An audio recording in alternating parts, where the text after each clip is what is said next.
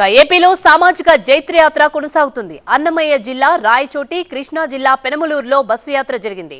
దేశంలోనే ఆదర్శవంతమైన పాలన అందిస్తున్న సీఎం జగన్ కి మరోసారి పట్టం కట్టాలని పిలుపునిచ్చారు మంత్రులు, ప్రజాప్రతినిధులు.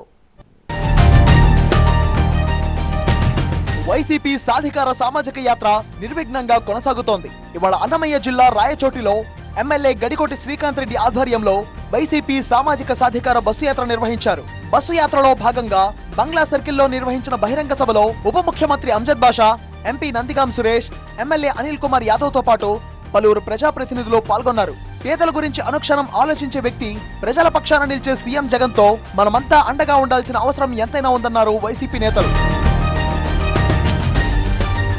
టీడీపీ, జనసేన పార్టీలపై ఉప ముఖ్యమంత్రి అంజద్ బాషా విమర్శలు చేశారు. 175 నియోజకవర్గాల్లో అభ్యర్థులు లేరని, ఆ పార్టీలు ఇవాళ వైసీపీ నుంచి ఎవరు బయటకు వస్తారా వాళ్ళకి టికెట్ ఇద్దామని చూస్తున్నాయని ఎద్దేవా చేశారు. పార్టీలో అభ్యర్థుల మార్పుపై క్లారిటీ ఇచ్చారు ఉప ముఖ్యమంత్రి అంజద్ బాషా. ఇవాళ మా నాయకుడు ఒక మాట చెప్పాడు, మరి ఈరోజైతే ప్రజలు ఎవరిని ఆదరిస్తారో ఒక్క సంవత్సరం ముందు నుంచే చెప్తున్నాడు. మీరు ప్రజలతో ఉండండి, ప్రజలతో మమేకం కండి, ప్రజలు ఎవరిని చెప్తే వాళ్ళకే నేను టికెట్ ఇస్తానని చెప్పడం జరుగుతుంది. మరి సర్వేల ప్రకారంగానే నేను టికెట్లు ఇస్తానని చెప్పడం జరిగింది. మరి దాని ఆధారంగానే మరి ఈ రోజు టికెట్లు కూడా ఇవ్వబోతున్నారు. మరోవైపు కృష్ణా జిల్లా పెనమలూరులో మాజీ మంత్రి కొలుసు పార్థసారథి ఆధ్వర్యంలో బస్సు యాత్ర నిర్వహించారు. కంకిపాడు బస్టాండ్ వద్ద బహిరంగ సభ ఏర్పాటు చేశారు. సభకు మంత్రులు జోగి రమేష్, మెరుగ నాగార్జున, ఎంపీ మోపిదేవి, రీజనల్ కోఆర్డినేటర్లు ఆళ్ల అయోధ్య రామిరెడ్డి, మర్రి రాజశేఖర్ తో పాటు పలువురు ప్రజాప్రతినిధులు హాజరయ్యారు.